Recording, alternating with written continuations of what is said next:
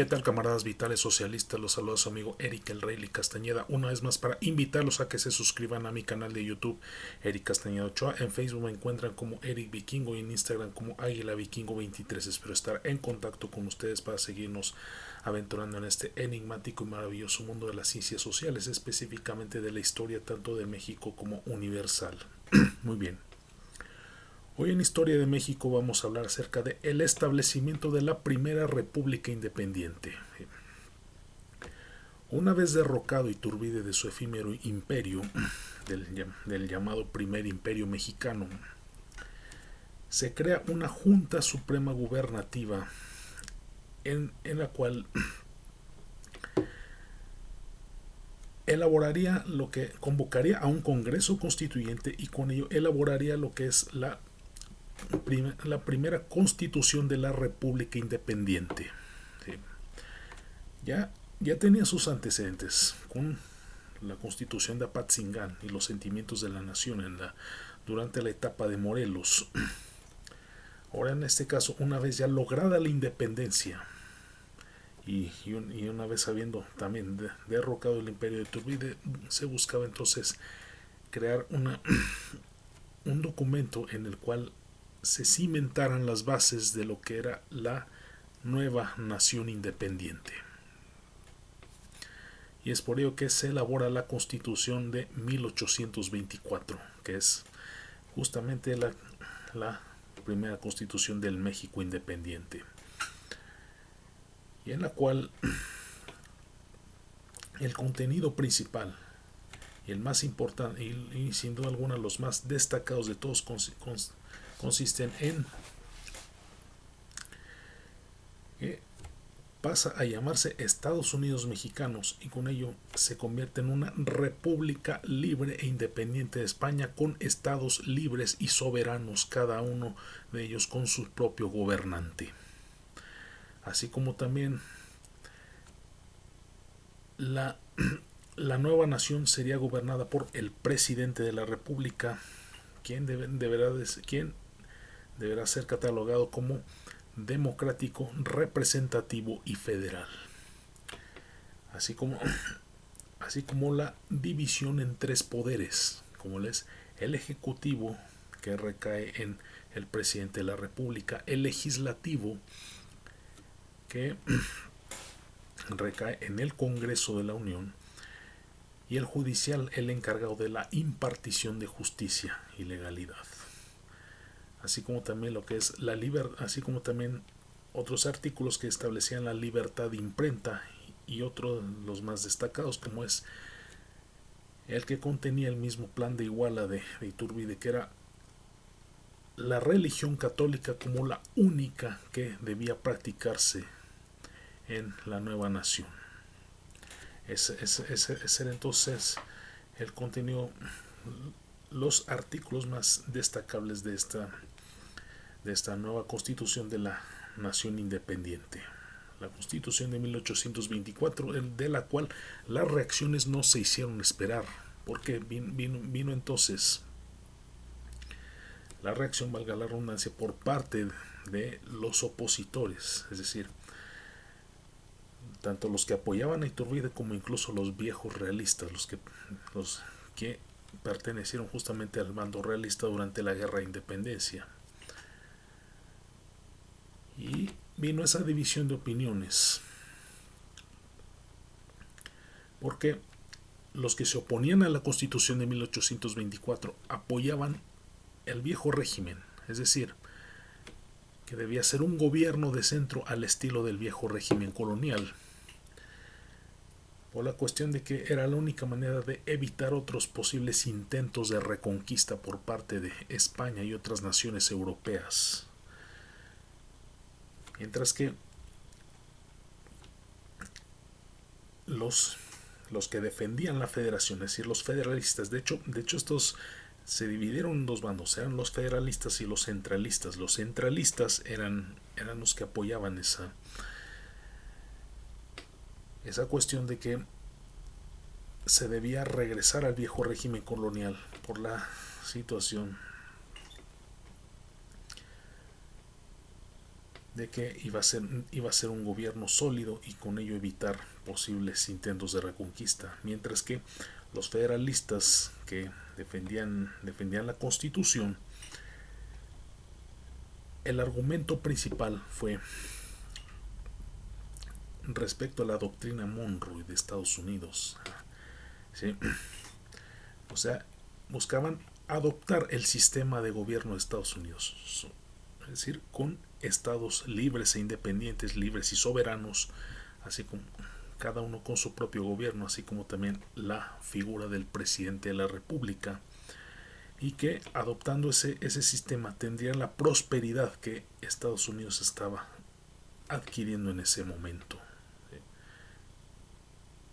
Y, y a su vez no solo era la división entre federalistas y centralistas, sino que también estaban influenciados por las las discrepancias de pensamiento entre las llamadas logias, que vienen siendo organizaciones secretas en las cuales se defiende una ideología predominante. Y es que los federalistas defendían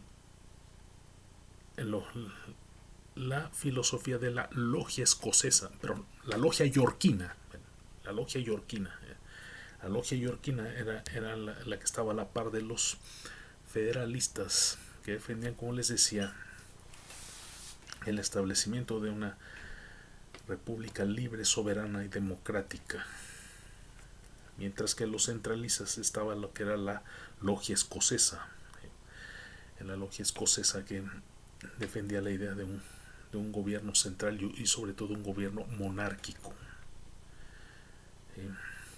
Sí, de hecho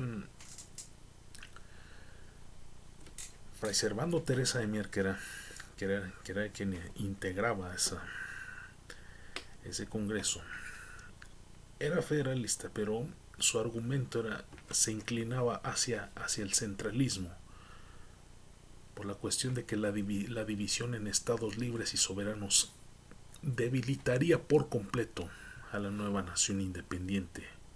Sí, lo cual fue cada vez dividiendo más opiniones, y aún se fueron confrontando cada vez más las diversas facciones.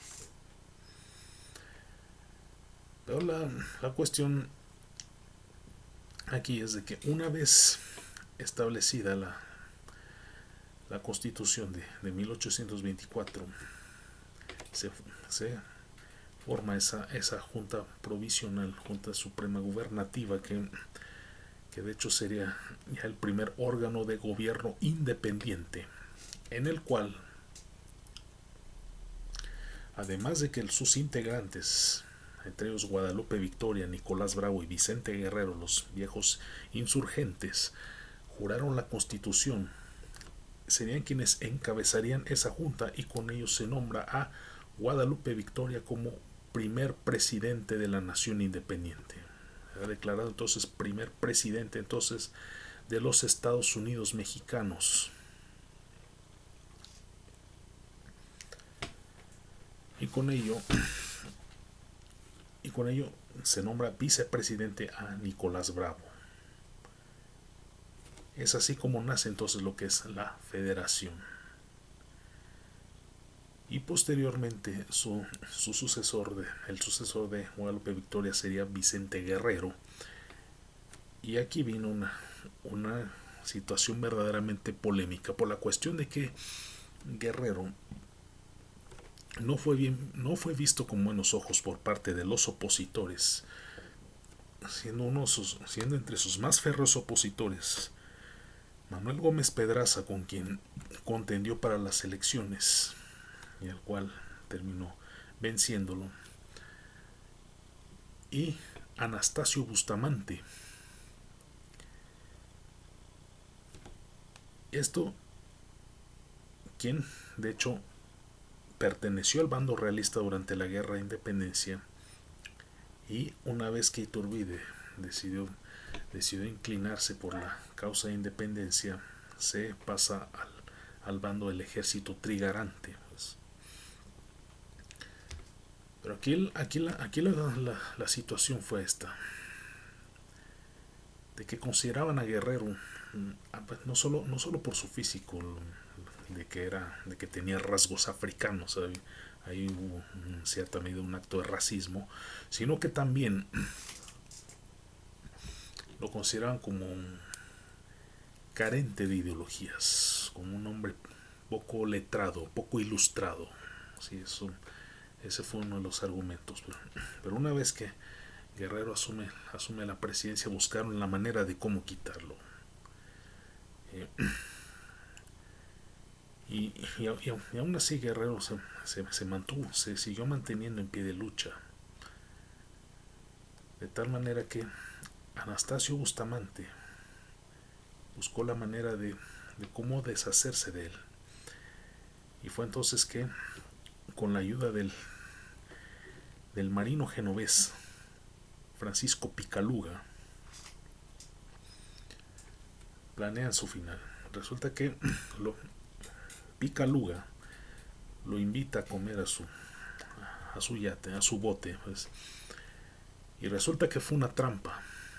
Al llegar Guerrero al barco, inmediatamente fue hecho prisionero y posteriormente llevado a Cuilapan, donde sería fusilado el 14 de febrero de 1831. Y con ello prácticamente terminaría la vida del último insurgente de la guerra de independencia. Y al mismo tiempo empezarían entonces los tropiezos de la nueva nación. Estas primeras décadas de vida independiente que verdaderamente serían un camino cuesta arriba,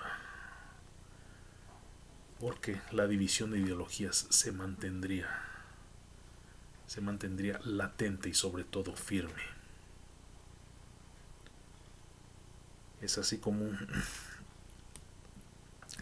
empezaba entonces los primeros pasos de la nueva nación independiente. Muy bien, eso es todo. Saludos.